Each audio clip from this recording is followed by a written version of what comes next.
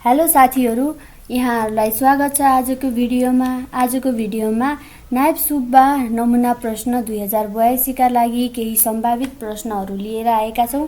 आजको भिडियो ढिला नगरी सुरु गरौँ। प्रश्न नम्बर 1, पौराणिक नाम हेमगङ्गा भएको नदी कुन हो? फेरि सुन्नुहोस् है त। पौराणिक नाम हेमगङ्गा भएको नदी कुन हो? अप्सन नम्बर क लिखु, अप्सन नम्बर ख अरुण, अप्सन नम्बर ग दरौडी, अप्सन नम्बर घ बागमती। तपाईहरुले यस प्रश्नमा सबभन्दा गहिरिएर फोकस गर्नुपर्ने कुरा रहेको छ हेमगङ्गा। यस प्रश्नको उत्तर तपाईहरुलाई पक्कै पनि थाहा भइसकेको छ। यस प्रश्नको उत्तर रहेको छ लिखु, अप्सन नम्बर क। प्रश्न नम्बर 2, तान्त्रिक बलले तलेजु भवानीसँग पासा खेल्ने राजा को हुन्? फेरि सुन्नुहोस् प्रश्न।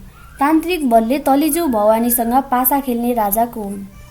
अप्सन नम्बर क प्रताप मल्ल, अप्सन नम्बर ख सिद्धिधर सिंह मल्ल, अप्सन नम्बर ग जयप्रकाश मल्ल, अप्सन नम्बर घ जगज्योति मल्ल। यस प्रश्नको उत्तर तपाईहरुलाई पक्कै पनि थाहा भइसकेको छ। यस प्रश्नको उत्तर रहेको छ अप्सन नम्बर ग जयप्रकाश मल्ल। प्रश्न नम्बर 3, सबैभन्दा सानो ग्रह कुन हो? फेरि प्रश्न सुन्नुस्, सबैभन्दा सानो ग्रह कुन हो? अप्सन नम्बर क शुक्र, अप्सन नम्बर ख बुध, अप्सन नम्बर घ मंगल, अप्सन नम्बर घ अरुण। यस प्रश्नको उत्तर तपाईलाई पक्कै पनि थाहा भइसकेको छ। यस प्रश्नको उत्तर रहेको छ बुध, अप्सन नम्बर ख। प्रश्न नम्बर 4, कुन कुन भिटामिन पानीमा घुलनशील हुन्छन्? फेरि सुन्नुहोस् है त प्रश्न। कुन कुन भिटामिन पानीमा घुलनशील हुन्छ? अप्सन नम्बर क रहेको छ बी, अप्सन नम्बर ख रहेको छ बी र सी, अप्सन नम्बर ग रहेको छ ए र डी, अप्सन नम्बर घ रहेको छ एडीईके। यस प्रश्नको उत्तर तपाईले पक्कै पनि थाहा भइसक्नु भएको छ। यस प्रश्नको उत्तर रहेको छ अप्सन नम्बर ख बी र सी। अप्सन नम्बर बी र सी भिटामिन पानीमा घुलनशील हुन्छ भने अप्सन नम्बर एडीईके बोसोमा घुलनशील हुन्छ। यहाँहरूलाई पक्कै पनि थाहा भएको छ। प्रश्न नम्बर 5, रसियाको अन्तिम सम्राट को हुन्? फेरि सुन्नुहोस् है त प्रश्न। रसियाको अन्तिम सम्राट को हुन्? अप्सन नम्बर क मा रहेको छ निकोलस प्रथम, अप्सन नम्बर ख मा रहेको छ निकोलस तृतीय, अप्सन नम्बर ग मा रहेको जोन प्रथम, अप्सन नम्बर घ मा रहेको छ निकोलस द्वितीय। यस प्रश्नको उत्तर तपाईलाई पक्कै पनि थाहा भइसकेको छ। यस प्रश्नको उत्तर रहेको छ अप्सन नम्बर घ निकोलस द्वितीय। प्रश्न नम्बर 6, ओलम्पिक संग्रहालय कुन देशमा रहेको छ? फेरि सुन्नुहोस्, ओलम्पिक संग्रहालय कुन देशमा रहेको छ? अप्सन नम्बर क ग्रीस, अप्सन नम्बर ख स्विजरल्यान्ड, अप्सन नम्बर घ युएसए, अप्सन नम्बर घ मा रहेको छ युके। यस प्रश्नको उत्तर तपाईलाई पक्कै पनि थाहा भइसकेको छ। यस प्रश्नको उत्तर रहेको छ अप्सन नम्बर ख स्विजरल्यान्ड। प्रश्न नम्बर 7, विश्वको सबैभन्दा लामो हिमशृङ्खला कुन हो? फेरि सुन्नुहोस्, विश्वको सबैभन्दा लामो हिमशृङ्खला कुन हो? अप्सन नम्बर क रहेको छ एटलास, अप्सन नम्बर ख रहेको छ इन्डिज, अप्सन नम्बर ग रहेको छ अलास्का, अप्सन नम्बर घ रहेको छ युरल। यस प्रश्नको उत्तर तपाईले कमेन्टमा दिन सक्नुहुनेछ। तपाईलाई पक्कै पनि थाहा भइसकेको छ यस प्रश्नको उत्तर रहेको छ अप्सन नम्बर ख इन्डिज। प्रश्न नम्बर 8, अन्तर्राष्ट्रिय अणु शक्ति आयोगको प्रधान कार्यालय कहाँ रहेको छ? फेरि सुन्नुहोस् प्रश्न। अन्तर्राष्ट्रिय अणु शक्ति आयोगको प्रधान कार्यालय कहाँ रहेको छ? अप्सन नम्बर क रहेको छ अस्ट्रेलिया, अप्सन नम्बर ख रहेको छ अमेरिका, अप्सन नम्बर ग रहेको छ रसिया, अप्सन नम्बर घ रहेको छ अस्ट्रिया। यस प्रश्नको उत्तर तपाईले दिन सक्नुहुनेछ केही समयको लागि। यस प्रश्नको उत्तर तपाईलाई पक्कै पनि थाहा भइसकेको छ। यस प्रश्नको उत्तर रहेको छ अप्सन नम्बर घ अस्ट्रिया। प्रश्न नम्बर 9, किराँतपछि नेपालमा कुन वंशले शासन गरेको थियो? फेरि सुन्नुहोस्, किराँतपछि नेपालमा कुन वंशले शासन गरेको थियो?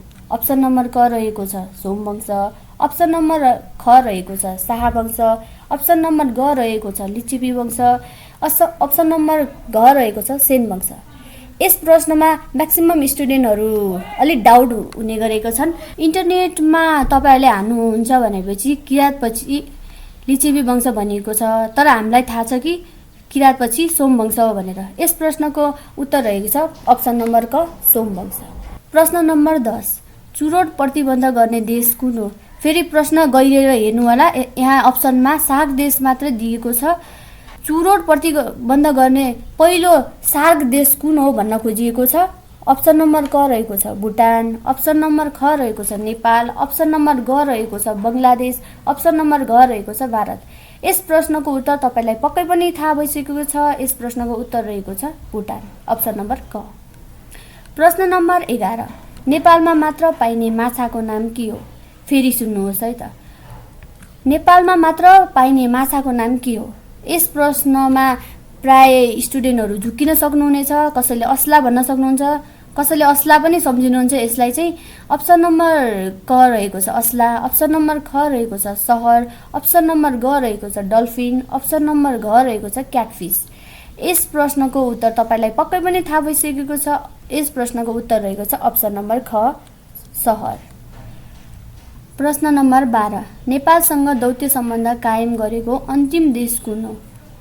फेरि सुन्नुहोस् प्रश्न, नेपालसँग दौत्य सम्बन्ध कायम गरेको अन्तिम देश कुन हो? अप्सन नम्बर क क्यामरुन, अप्सन नम्बर ख मार्शल आइसल्यान्ड, अप्सन नम्बर ग मा रहेको छ टोङ्गा, अप्सन नम्बर घ मा रहेको छ किरिबाटी। यस प्रश्नको उत्तर तपाईलाई पक्कै पनि थाहा भइसकेको छ। यस प्रश्नको उत्तर रहेको छ अप्सन नम्बर घ किरिबाटी। किरिबाटीसँग भन्नुहुन्छ भनेपछि किरिबाटीसँग दौत्य सम्बन्ध कहिले कायम गरेको भन्ने प्रश्न पनि आउन सक्छ। यस प्रश्नको उत्तर रहेको छ किरिबाटीसँग नेपालले दौत्य सम्बन्ध 2024 जुलाई 17 मा गरेको हो। प्रश्न नम्बर 13, चुम्बा र नुब्री जातिको बसोबास रहेको जिल्ला कुन हो?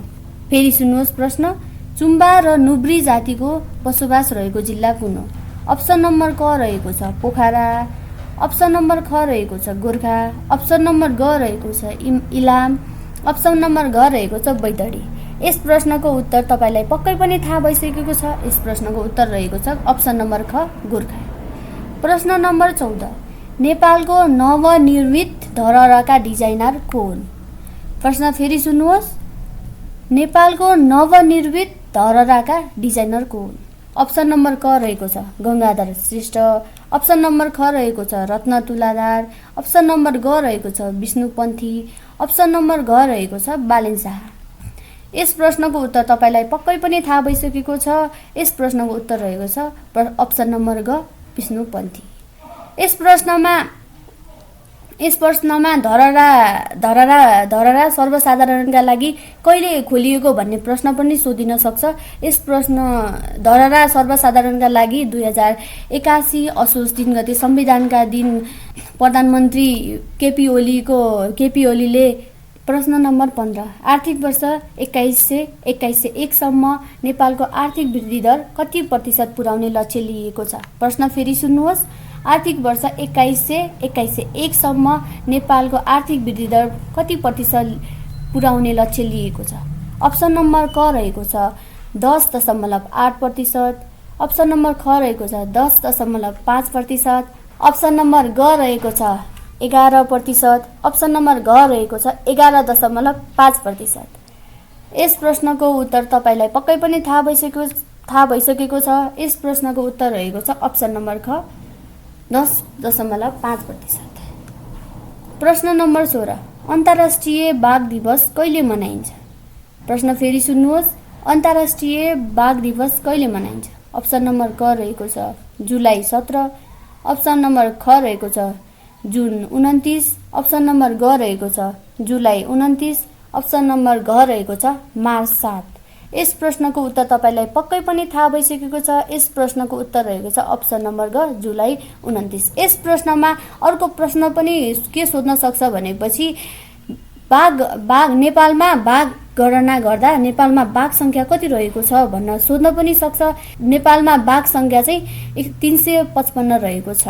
यो कुरालाई पनि तपाईले धेरै ध्यान दिनुपर्ने हुन्छ। बाघ संख्या कति रहेको छ, बाघ दिवस कुन दिन छ भनेर यो प्रश्न धेरै नै महत्त्वपूर्ण, धेरै नै रिपिटेड प्रश्न रहेको छ।